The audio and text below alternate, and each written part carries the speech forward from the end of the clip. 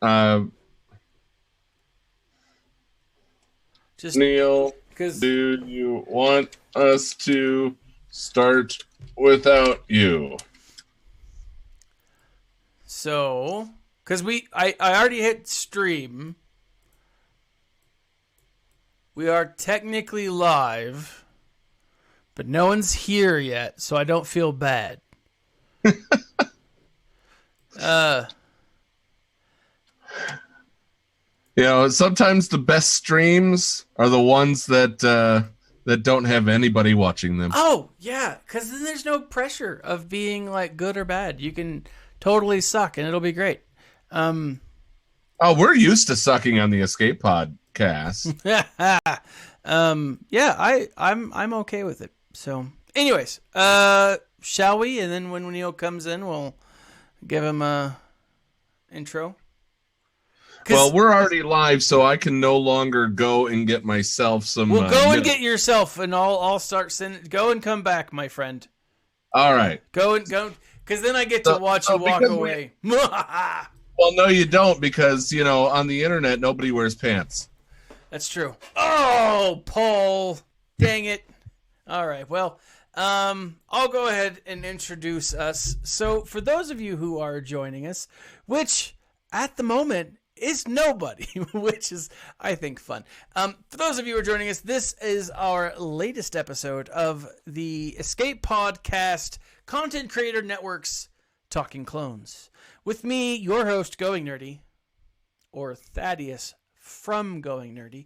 And shortly enough, I'm going to be joined by two of my favorite people online, and that is Paul and the Nev from the Escape Pod Cast. I heard my name. Yes. Now, Paul's joining us. He was able to watch the episode. Nev, or the Nev, is on his way in shortly. He's just finishing up. We've given him about a 15-minute head start. So he should be joining us here shortly. Today's going to be a fairly special day. Not only is Paul rocking his Team Crit K shirt, which you guys can check out in... Where can you get your shirts, Paul? Or where can they get Christy's shirts? EscapePodcastaways.com. Click on the merch link. Click on the merch link. Join... I gotta spell that right. Join me and the boys. But here's the thing. Not only going to review this episode, we are going to talk about the Dawson backlash. And for those of you who don't know, it is speculated, heavily speculated. It's not officially confirmed, but heavily speculated that Rosario Dawson... StarWars.com put it up. Did they really? It is official. I gotta jump over there. All right. So StarWars.com is saying that Rosario Dawson is going to be playing Ahsoka Tano in The Mandalorian Season 2. So we're going to be talking about that and the backlash thereof. Now, this all fits in with tonight's episode, or with this week's episode, which was Gone with a Trace. And this was the first time that we've seen Ahsoka Tano in Season 7. Yeah, I'm looking for the StarWars.com official. Maybe I didn't see it on StarWars.com yet. Yeah, I haven't seen it. I know that there's a lot of people sharing it as if it were a fact. But nothing official. I haven't seen anything official yet, but that doesn't mean it's not official, right? So,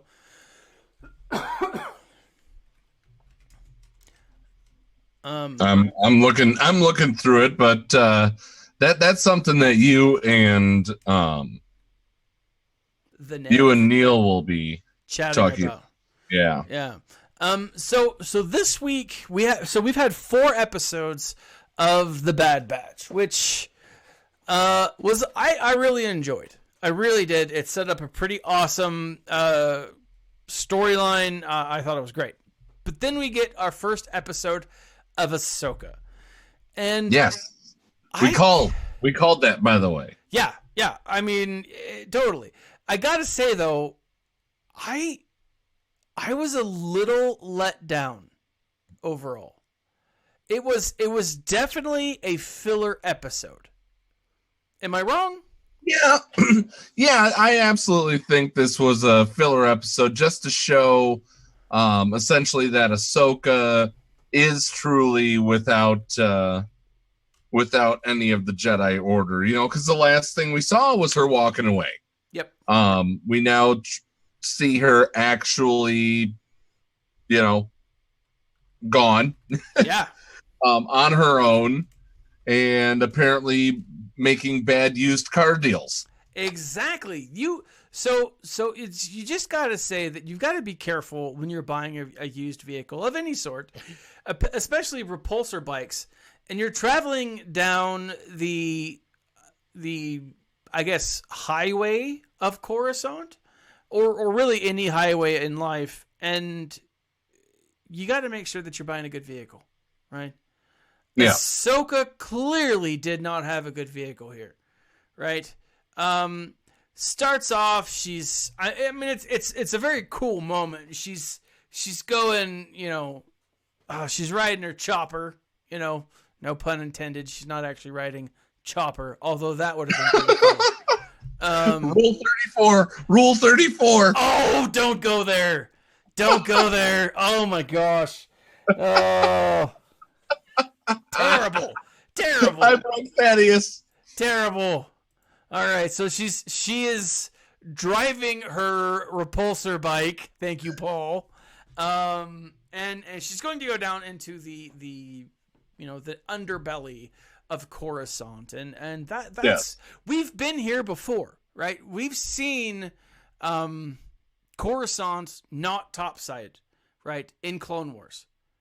I mean, this isn't new material for us. I mean, we've seen Ahsoka has actually been in the underbelly of Coruscant before, and other Jedi, and it makes sense, right? So it's not a new place for us. But as she's having mechanical issues, right? And when her repulsor bike finally gives up the ghost, I've got to say that I was really hoping for like a Wile E. Coyote, yikes flag. We almost get it because she does vroom and go, oh dear, and then it drops. Yeah, and then it just falls. I mean, we did get the classic cartoony. Yeah. I mean, we get it. I was still hoping for the over the top, whoop, She was gonna hold up a yikes sign. Yeah, I mean, clearly that's not going to come in a Star Wars show like this, but no, because that's Warner Brothers. Yes, that's Warner Brothers, and with the exception of Who Framed Roger Rabbit, there is no crossover between Warner and Disney. There's a lot of bad blood there. But anyway, so you've got this the fall, and it's really I gotta say it was pretty impressive to see her recover from that, but luckily, as so happens to be, she just so happens to land at a mechanic shop.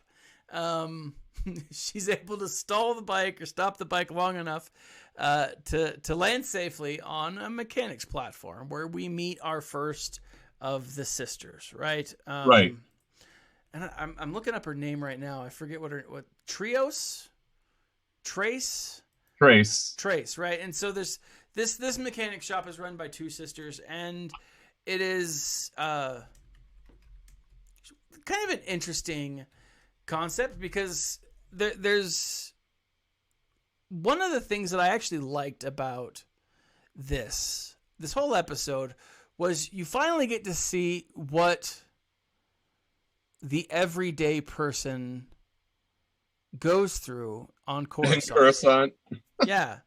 I mean, you get to see it, like, there are TV shows, or not TV shows, there's books that it goes through, that you see stuff like that, but you don't really see it in television.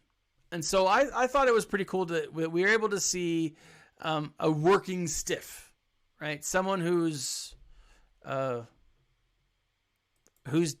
dealing with the Clone Wars on their own. Well, we also saw a working stiff by trade in the Aftermath trilogy, and then we get Snap Wexley. That's true. Because he does go through and he is an everyman Snap, right? affected by the Clone Wars, or at that point affected by the rebellion, and then, not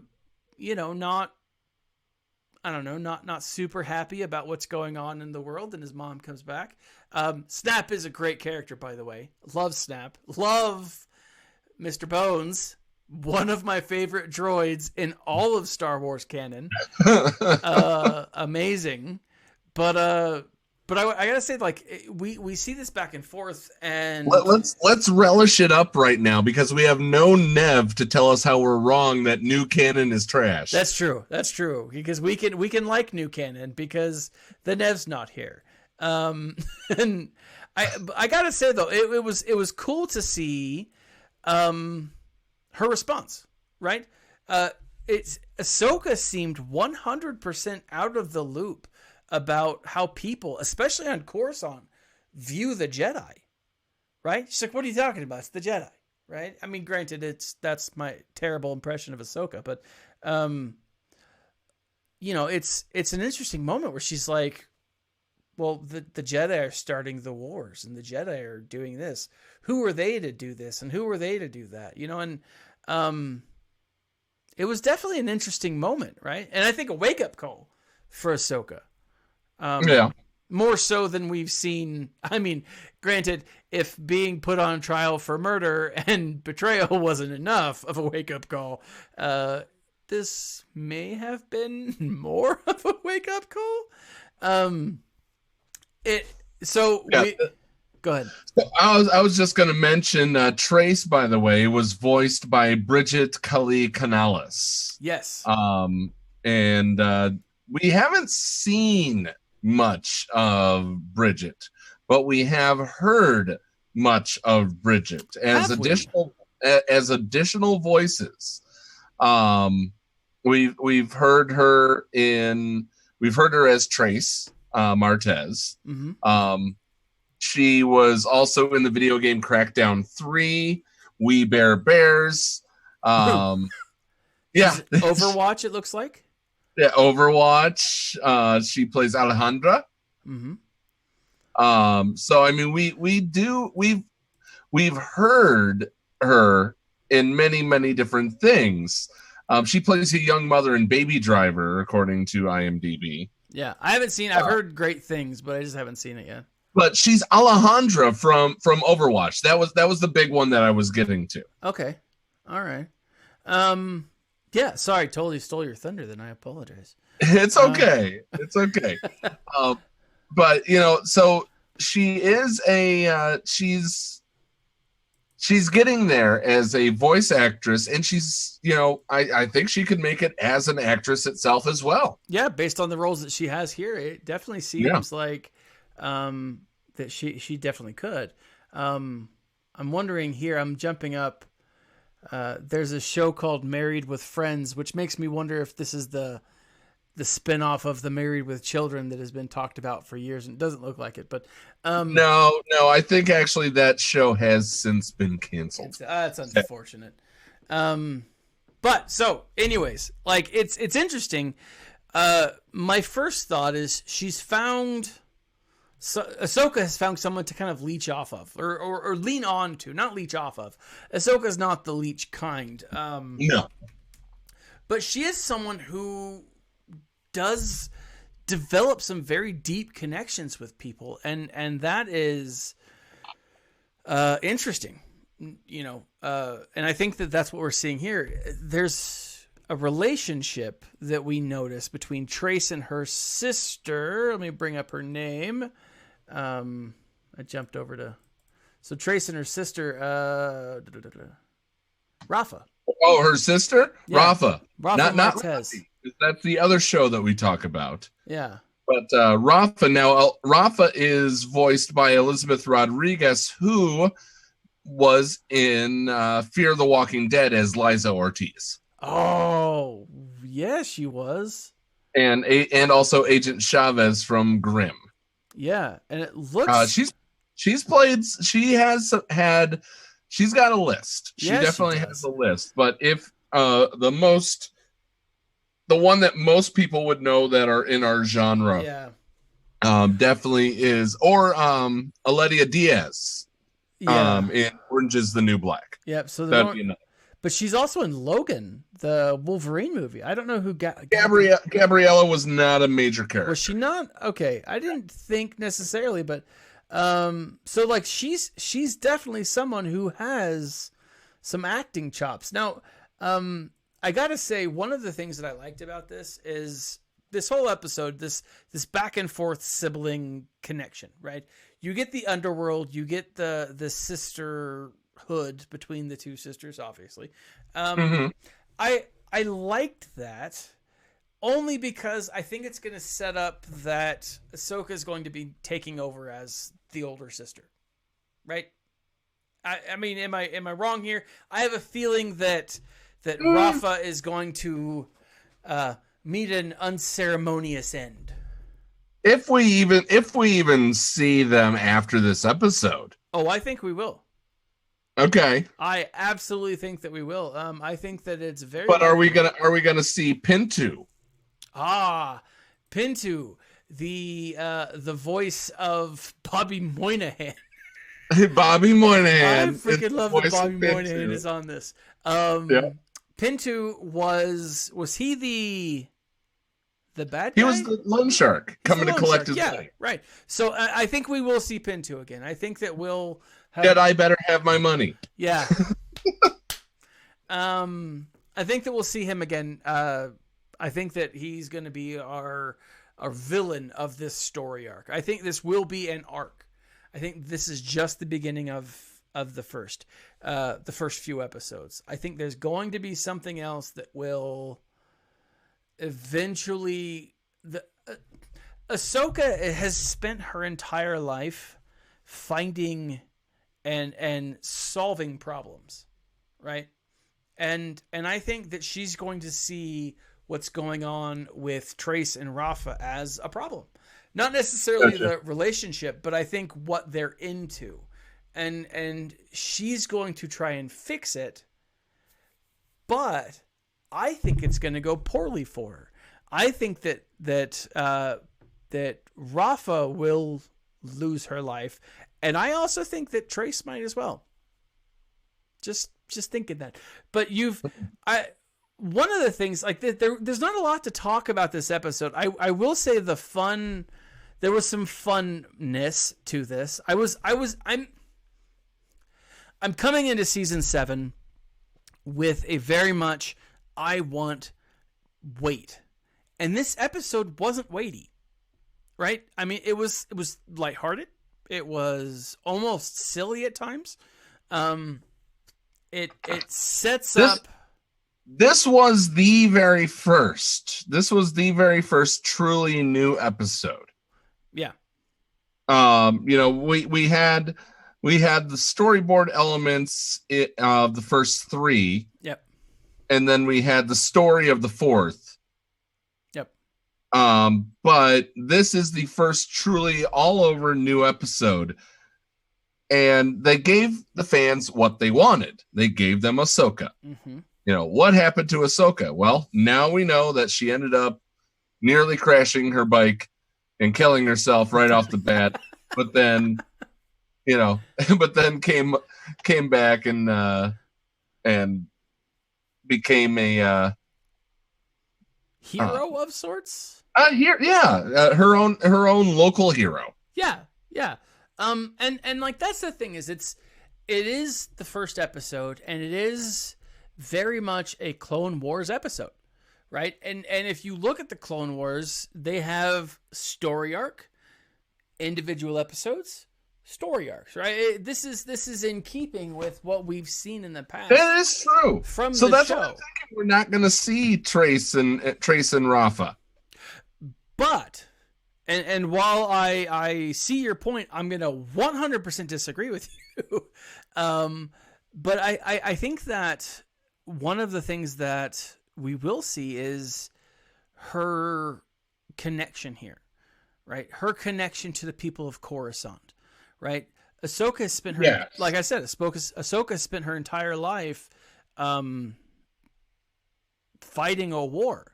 I think, and I don't want to make this come off as sounding lighthearted, but I think there will be like a war on poverty of sorts, where she goes through and tries to help the people who are underprivileged, right?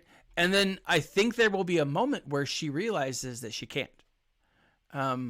Based on what we've seen of her character going forward, I think that there's going to be a moment where she's just like, I have special skills. I am specific. I've been trained in a certain way. I need to move forward. I will say though, as viewing this as a straight, Star Wars Clone Wars episode, like if this is a standalone, I thought it was hilarious simply because the rampage and we have Nev joining us. Hello, governors. Welcome, the Nev. We have been talking about Ahsoka and her time in the underworld of Coruscant. Mm-hmm.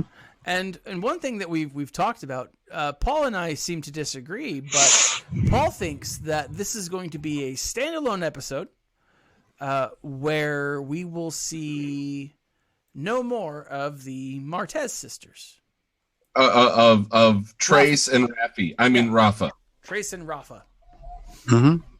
What are your thoughts? Do you think this is a standalone episode, or is it the beginning of a first arc?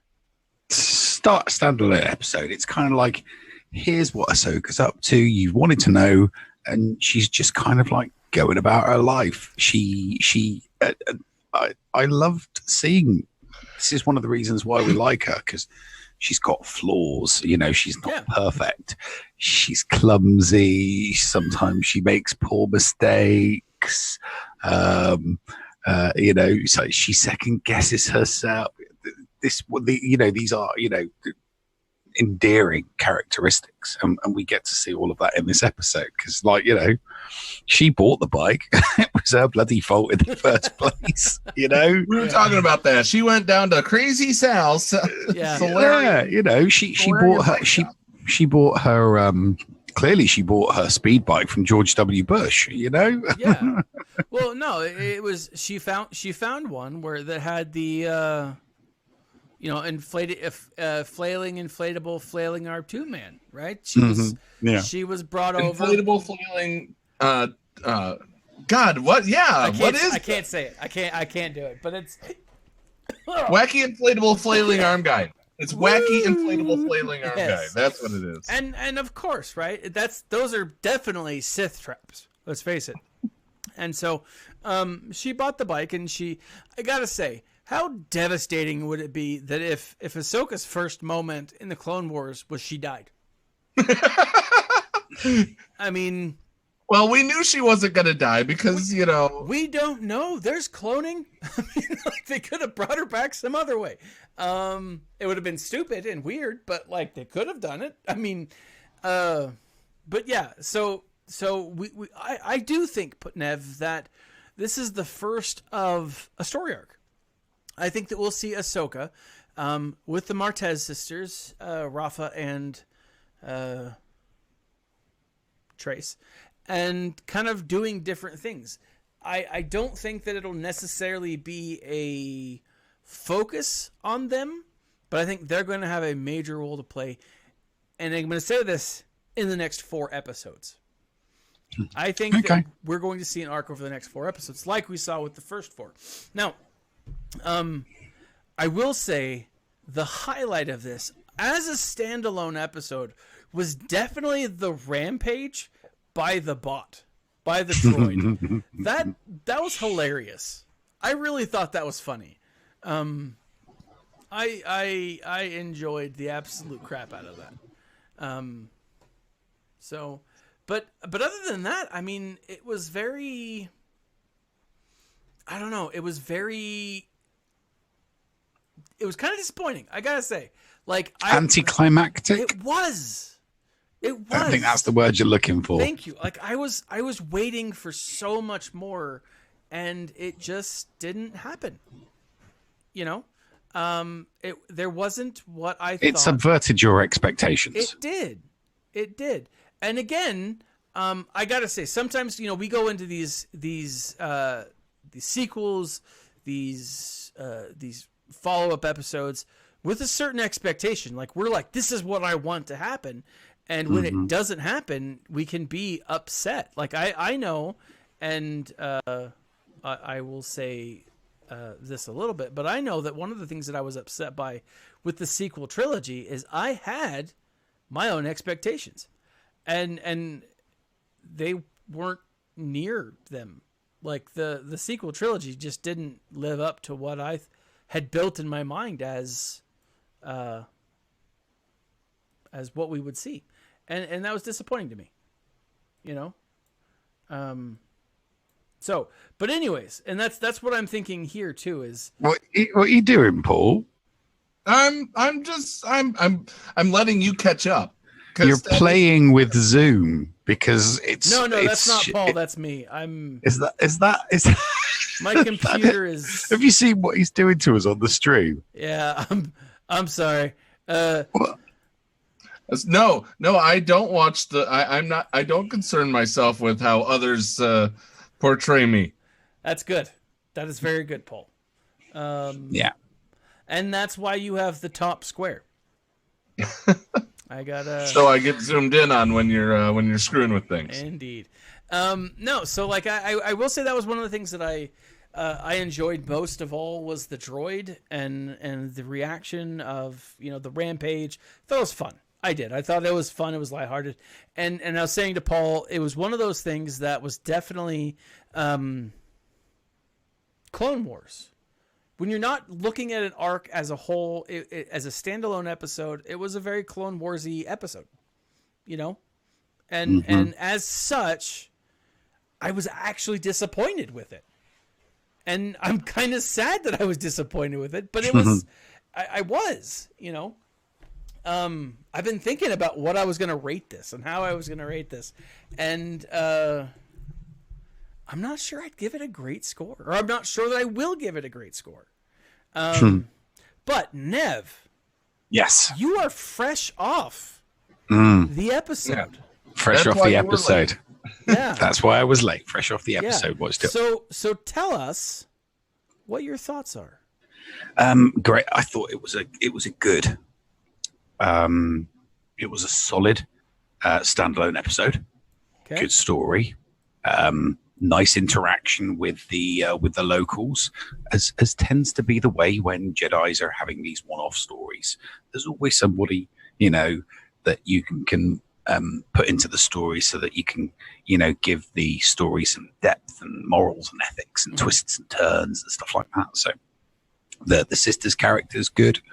Ahsoka's character, great to see her back. Clearly, she's still having some adjustment issues to civilian life because, for all intents and purposes, she's a civilian now. Yeah. You know, I mean, it was rather militaristic when she was Anakin's apprentice, but now she's, you know, fully on her own and she's a civilian, and, you know, as she sees from the sisters, civilian life is very, very different to Jedi life, you know. And she said that, you know, this isn't she was, you know, wasn't used to it, alien to her. So I like that aspect of the story. I liked how she was desperately trying not to use the Force until she absolutely had to use the Force. I loved that, you know. Definitely that's the Obi-Wan streak in her, I think. Obi-Wan's a bit like that. Obi-Wan doesn't like using the Force unless he absolutely has to. Yeah. So that's not coming from Anakin. Anakin was far, far, far too impatient, and you know, if she was following after Anakin, you know, she'd be fools using the Force and all sorts of stuff. Yeah. No, I enjoyed it. I liked it, and my highlight was when she did use the Force to bring the load lifter back from the precipice. So yeah, I like that bit. But yeah. So those are initial thoughts, having just watched it. All right. Now let's go ahead and because we've been talking for about 30 minutes, and I have a feeling that the Nev and I are going to talk about this for quite some time longer, but more than likely. More than likely. but let's go ahead and rank it and talk about where we think this is going to go. So, Nev, since you were fresh off of it, let's get yours first. Out of 5 clone helmets, what do you give this? It doesn't quite get a 5 this week. No, it gets a 4. Okay. Not for anything. It's not because it was bad or anything like that. It's just that I've been on such a high from the previous episodes. You know, the Bad Batch and the Echo arc gave a really, really good story, wonderful narrative.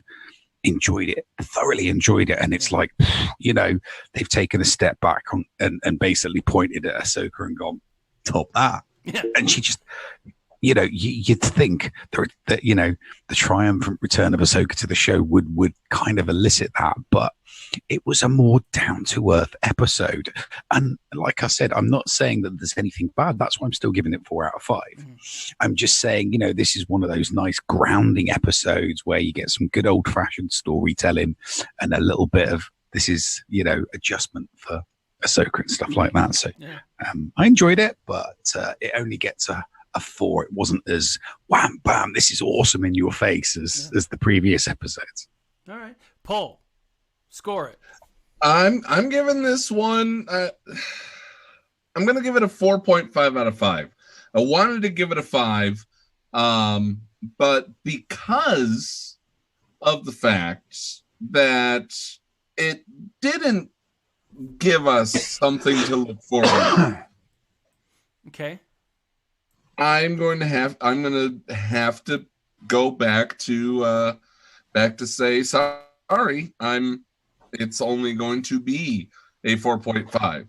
If they would have, you know, had something happen where maybe she saw a young Sabine or something like that. Yeah. Sure.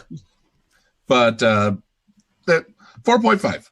That's my answer. All right. And I'm sticking to it. And you're sticking to it. Okay. And I'm going to be a downer here. I'm actually going to give this episode a 3.5. I thought it's taken me a while to actually score it simply because I didn't know how I wanted to. I like Nev said, I was on this high. I was feeling it, man. I was like, yeah, the Clone Wars is back, baby. And I was so stoked. And like there's a lot of cool stuff that's been going on this week. And so when I saw all those things and then I was like, Ahsoka, you know, I was expecting more. And I just didn't see it. And again, it was my own expectations let me down. Now, again, a 3 is out of a 5. A 2.5 is right there in the middle. It's average. Right. 3.5, it's above average. It's a solid story. If it is a standalone, I will be a little disappointed. But at the same time,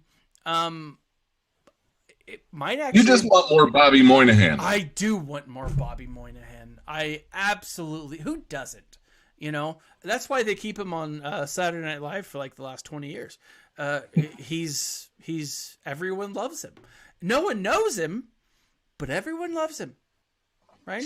They're like, this episode needed more cowbell. It did. It did. This episode needed more cowbell. A little. That would have been that. That's Christopher Walken and Will Ferrell. Yeah, but Moynihan is in that, isn't he? Can you say that he's not? That's the key. Without looking it up, can you say that Bobby Moynihan is not? I'm going to say no. I'm going to say no. Now I'm going to go find out. Yeah. So I think you're right. I don't think he's actually in it. But I am. I'm going to 3.5, which brings us to a 4 overall. Okay. Now, I recently made a video. I was hold on. Jimmy Fallon, Will Ferrell, Chris Kattan, Chris Parnell, and Horatio Sands. Horatio Sands, who lost a lot of weight and looks amazing. But so here's the thing. I'm sitting there. I'm hearing all this news about stuff that's coming to streaming services sooner than it should. Wonder Woman 85 or is it 84? 84 is supposed to skip theaters entirely, or is potential and go to straight for streaming, right? All of these other like big shows are, you know, with theaters closed down. It's like You know, a lot of these things that we've been looking forward to, we're going to be able to watch in our own homes, which does take a little bit of the stuff out. So I'm seeing all these very interesting facts. And then on Friday night, slashfilm.com releases the what do you call it? The scooped story that Ahsoka Tano is not only coming to Star Wars The Mandalorian Season 2, but she will be played by none other than Rosario Dawson. Now, if you saw my video, you know my reaction to this. I'm happy about it. I like Rosario Dawson. I think she's a great actress. I think seeing her in as a side character in a lot of the Marvel, Netflix series, playing Claire. Oh, she was awesome in Clerks too. She was good in Clerks too. She was good as the civilian nurse that assisted the Defenders in all of their shows. Claire Templeton and Daredevil and the Defender. She was excellent as Claire. Yeah. She's a great actress. She is. Mm-hmm. And to see her playing Ahsoka Tano in a live action role, I was excited to see. Not only is Ahsoka Tano coming potentially, but she's going to be played by an actress that I admire. I like. Oh yeah, we've all got our favorites. Yeah. I mean, my favorite for it would have been Zoe Saldana. I would have loved to have seen Zoe Saldana. Yeah, because she's got the action and the sword fighting pedigree as well. See, I would put Rosario Dawson and my choice, even Stevens, against each other from an actress point of view. They're both equally good, talented actresses. Yeah. When you look at the CV of Zoe Saldana over her, Zoe Saldana's got the action stuff. She's got the action stuff going for her. So whereas Rosario Dawson is equal, even Stevens equal in, being a good actress, she didn't have it in her, she doesn't have that in her CV. So True. While I'm not suggesting that it's bad or a negative, it's not. It simply is a plus to Zoe Saldana. It's not a negative to Rosario. It's just a plus to Zoe. So, but like you said, we've all got our preferences, and we've all got our favorite actors and actresses that we'd love to see in roles and would love to not see in roles. Yeah. So here's the thing, though. I'm going through, and I'm super excited about this. I'm showing it on Facebook, and I'm like tweeting about it. I'm like, this is awesome. And all of a sudden on YouTube, I start seeing that not everyone agrees with me, which I'm always shocked when people don't agree with me. I mean, like every time my wife and I disagree, I'm like, what? How do you not see it my way? But I know that not everyone does agree with me. Nev, you and I disagree. Paul, you and I disagree. Paul and Nev disagree all the time. Right? Does it show? Sometimes, not very often, but sometimes. And one of the things that I was fascinated by is people are really upset by Rosario Dawson potentially being cast. There's a hashtag, not my Ahsoka. Repeal Ahsoka. I think there's 3 or 4 of them. In fact, I say this is unimportant because it's on Twitter, and you said that you were going to disagree with me on that. And this is, you're talking about Twitter now, so yeah, I'd love to hear your Twitter take. So I went through, and I've taken a few different images. I think I've only got one up here. One of the reasons why I feel like it could be important, and especially because it's on Twitter, is that there were people, blue check marked people who have said, hey, she should not be the person. Now I've tried to look into this, and one of the people that was cited as saying, so, and I got my information. I was watching a video this afternoon and this is what brought it up. We were only going to do Talking Clones tonight until I brought this up at the beginning of Talking Picard. Like, I wanted to talk about this, obviously, the talking aspect. That's what we're doing now, mate. We're talking about it. I saw Geeks and Gamers And if you've ever watched Geeks and Gamers, you know that he has a very specific point of view. Whether you like him or not, you know, that's his point of view, and he is very clear about it. But he showed a screen capture of the blue check mark people on Twitter who are not just small people. These are people who are engaged in the writing of the content, engaged in writing new source material for Star Wars. And one specifically that stuck out to me was Ray Carson. And she is the author who did the novelization of Episode 9, which I'm currently reading about halfway through. And again, whether you like Episode 9 or not, and Nev, you and I, we all know Nev's point of view. And if you don't like these sequel trilogy, right? But he was saying that there are these major people, major voices in the Star Wars community who are trying to make sure this doesn't happen. And people in Lucasfilm or people outside Lucasfilm? People who were connected to Lucasfilm through their work. Right? So authors... Because if it's just a bunch of people outside Lucasfilm, then it's just white noise. You know? No, and the only reason why it's being highlighted is because it's on Twitter. True. You know, it's not being highlighted. And that's what I mean. I don't mean... It's not me being derogatory towards Twitter. It's me being realistic with the statistics. When you consider how many millions of people use Twitter, the stuff that gets highlighted is such a tiny, minuscule 0 point whatever digit number. And that's why I say it's not important. So yes, what it's being talked about isn't being talked about by the masses. It's just something that is mildly trending on one platform. It wasn't really being talked about anywhere else. And that's what happens with blue check Twitter check marks. You know, they're a bit of a gang, they're a bit of a group. You got to remember that the blue check mark is not an indication of certification or value.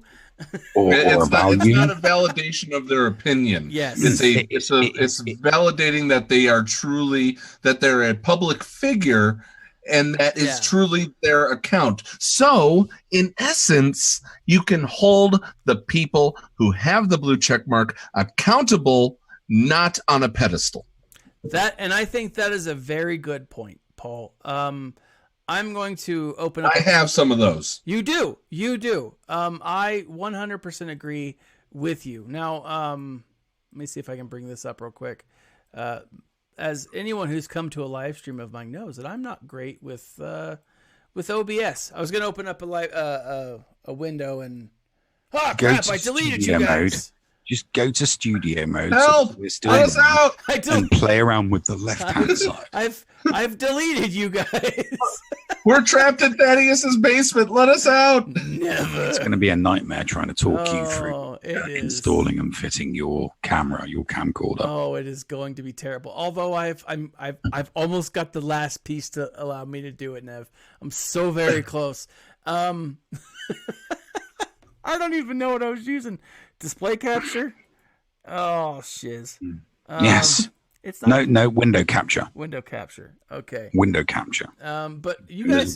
But now you guys are gone. You have to use Zoom. No, I know. Let's see video. The window capture of Zoom. Okay. Not the display capture, which is display capture is window Zoom. Capture. Okay. And it's back. probably already an existing one. No, Nev. I deleted you guys completely. You give me too much credit. Okay, you're back. You're back. Ooh. Yeah. I was scared for a second. I thought I'd actually killed you both, and you were talking to me from beyond the grave. Force ghosts, if you will. No, it's not an issue. I don't think it's not an issue in my mind. It's not an issue. The issue was the other rumor that was floating around last night. What is the other rumor? That Brie Larson wants to do Mara Jade Skywalker, and that instantly caused more outrage than the Ahsoka story. absolutely, and I think that that's probably right. I was there. So I saw people really angry about it. But once the red mist descended and I started thinking about it more logically, I was thinking to myself, you know what? Yeah, I hate Brie Larson as a human being, and I only really like her in a couple of movies. Mm-hmm. So I'm not criticizing her acting ability. I loved her in Scott Pilgrim versus the World. I thought she was great in that. Yeah. But short of that, there's not a lot of other things I can think of. Sure. Now, so I was initially angry. There was the clownfish woman, the wife. That's the other half of clown. My God, did she get so? She was getting so wound up and so angry that every time her husband mentioned the name Brie Larson and Mara in the same sentence, she was like, "You need to stop doing that. You need to stop doing that now." And then the husband said, "Oh, but so what about her as another random Jedi in Star Wars?" And she was like, "Oh, no, I'd be all right with that." Yeah, and I'd be all right. I would be fine with that. You want to put her in as another character, that's fine. You put, in fact, knock yourself out. Make her a bad person. People already dislike her. Why don't you market that and take advantage of it and give her a heel? Make her a heel. They did that. They used to do it in WWE. I mean, Kurt Angle was terrible as a good guy, but as a heel, oh my God, he was masterful because people did not like him. So it was like, you know what? You're not going to like me. I'm going to fucking own this. I am going to own you not liking me. Yeah. And he went heel. And every time they tried to make him come back as good, it just never worked. It didn't work. It never worked, Yeah. And that's what I think they would do with her. So the red mist descended, and I thought about it logically, and I thought to myself, you know what? Despite me not liking her, and I would physically throw up if she was Mara Jade Skywalker. I would be prepared to go through all that pain and anguish for a Mara Jade in The Mandalorian, purely because it would give Jon Favreau and Dave Filoni the opportunity to reboot Star Wars from The Mandalorian in the TV I'm not talking about movie universe. I'm talking about TV universe. And as we know, there are Superman movies, and then there are Superman TV shows, just like there are Batman movies and there are Batman TV shows.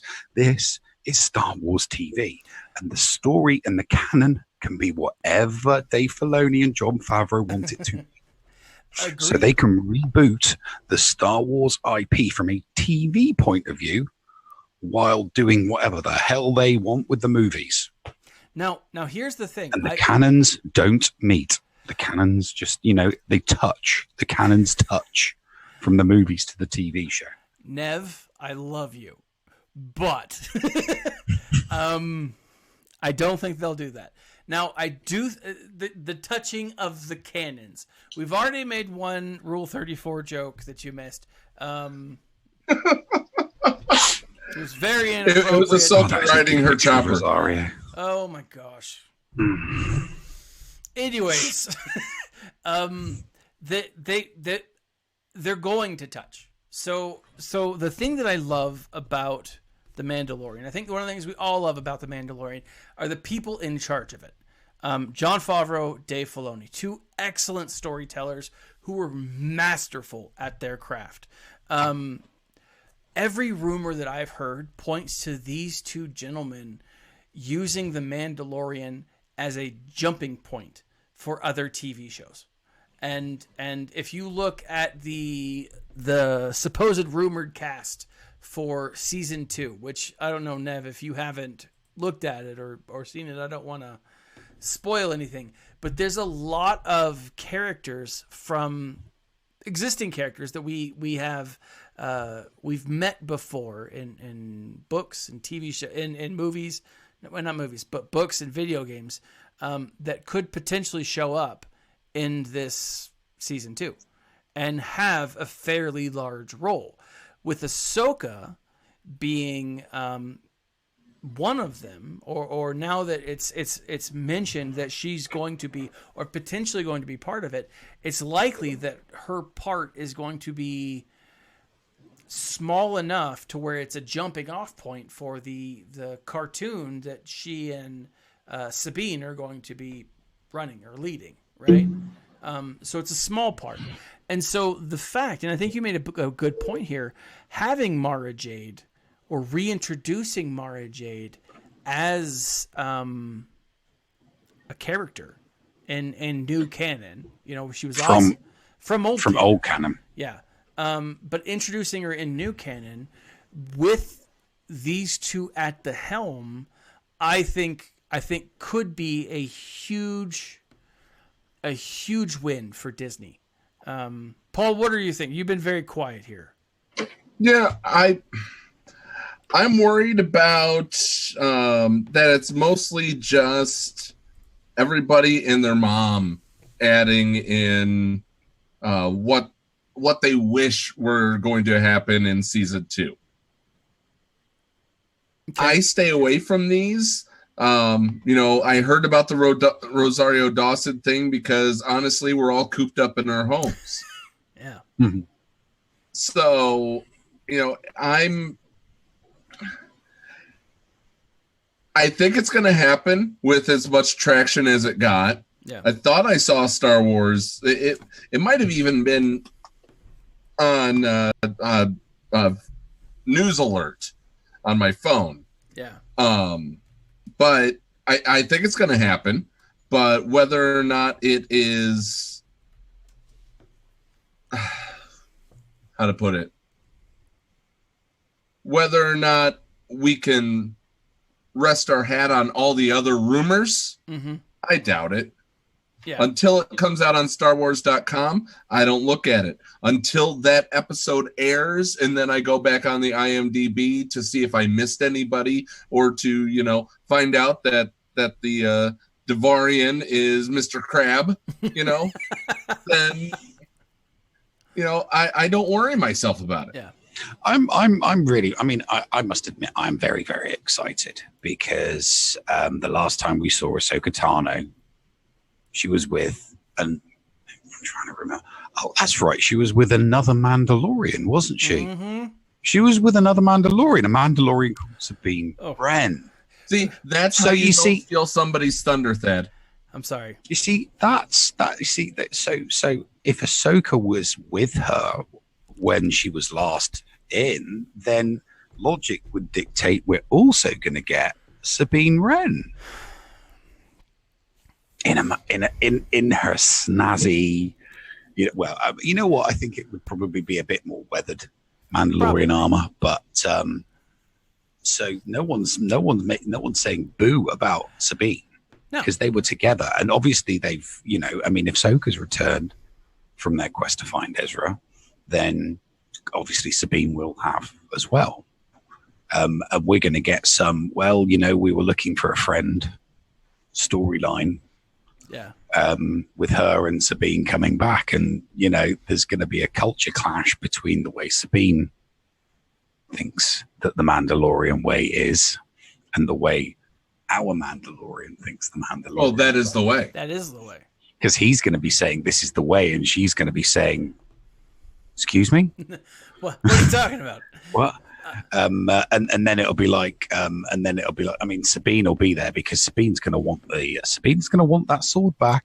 Yes, that Moff Gideon's got. Sabine will want her sword back. She was the last one giving it to Bo-Katan. That was the last time we saw it. All of this speculation and stuff that's going on in my head came purely from that announcement. Now that's good enough. You don't need to put anything else in. What you've got there is an awesome 3-episode story arc there, right? I think you've got a really good, solid, maybe 4, push it to 4. You don't want it to stretch out the entire length of season 2, but that is a solid, reintegrating those characters from animation to live action in a 3 or 4 episode arc that discusses the rebel Ezra, the Ezra Thrawn situation, and it explains to people why they never got involved in the rebellion and where they've been since the since the battle of the Battle of Yavin 4. Yeah, because that was when Rebels ended and they disappeared. So look, they weren't around for Empire, they weren't around for Jedi, they weren't around for the extended universe books that are 5 years between Return of the Jedi and The Mandalorian. And by the way, the point that I was trying to make earlier about returning to the old canon with The Mandalorian is set at the crossroads, just like Back to the Future has a crossroads in time. The Mandalorian is the crossroads in time between old and new canon. It just is. And True. I think from a financial point of view and from a narrative point of view, it makes more sense to have a movie world and a TV world that keeps everybody happy and keeps money running in. But yeah, and 3 or 4 episode story arc, that's all it needs, with something bigger and badder, towards the end, like Boba. So I gotta say, so I'm glad you brought up the Darksaber. Like, I've been sitting about like think of all of the connections here. The last person to have the Darksaber was Bo-Katan, given it to Sabine Wren, right?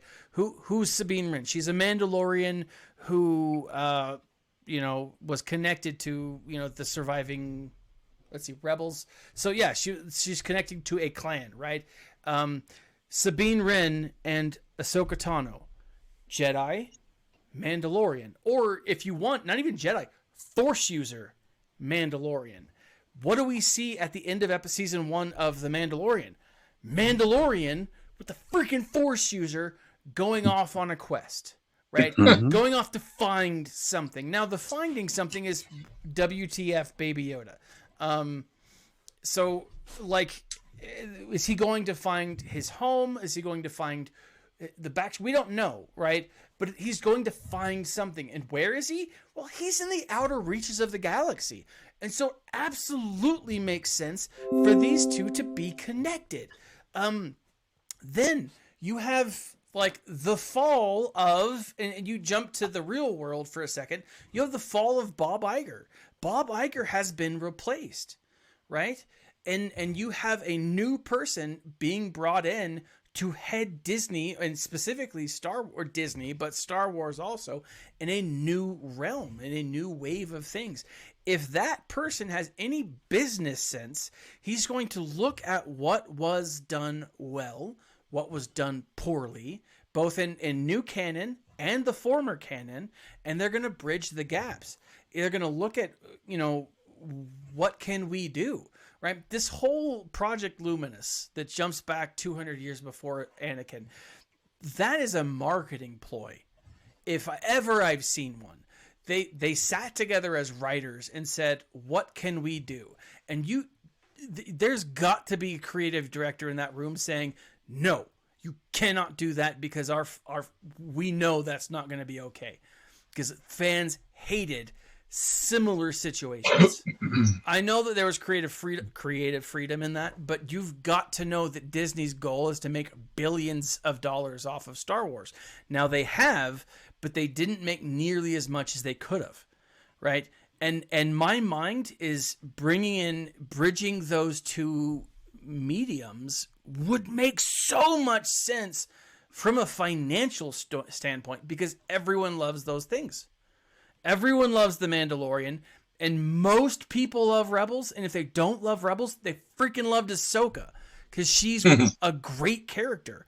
And she's one of those characters that had a great storyline. People aren't as familiar with that backstory, those canons that you and I and Paul were all familiar with, right? With people like Mara Jade. And so they've got to find a way to bring her to a wider audience, right? And I think that I'm hoping that in the coming years that a lot of this is going to make a lot more sense. Just like Olaf says in Frozen 2, this will all make sense when I'm older, right? I'm stuck in a house with 2 kids, and so it's not the first time or last time I'll have seen that movie. So I will quote every moment of it. Let it go. Yeah, I will. Yeah, no, they can with the TV the TV show moving forward can reboot Han, Leia, and Luke. Yeah, They can reboot almost everything, and they can reboot everything. Yeah, with a good actor and a good actress, they can reboot anything in the TV world, and we will like it. Yeah, but because we ain't going to get it in the movies, so give it to us in TV format. Slightly different, but nonetheless, it'll work. But here's the thing, though: if you went back, one of the things I love about the Clone Wars, the prequel trilogy, is the books. The movies are fun. The Clone Wars, the series, is fun. It's awesome. But the books develop characters in a way that you don't see developed in the films. And so what I would love to see is TV shows develop sequel trilogy content in a way that, like, okay, well, that makes sense. Or I'm okay with that. And that's what I want. That's what I want to see. And that's what I'm hoping to see. Because as I'm reading book 9, I'm thinking to myself, yes, it's a novelization. Yes, it's the movie, but there's a lot of stuff that could have done differently. And well, you know, at the risk of, I mean, Neil, you don't have to spoiler duck this one. You know, it's already out there. We find out in the novelization of 9 that the Palpatine of 9 was a clone. Yeah. He wasn't the original Palpatine. Yeah. He found out, you know, it's kind of funny. The power to not die was simply cloning. Yes. Guys, I mean, honestly, and Anakin, is it possible to learn this power? Yes. 4 years of medical school. Yeah. We have a whole freaking planet doing it right now. Like, come on, Anakin. It's so frustrating. Yeah, like there's anyways, I'm hopeful.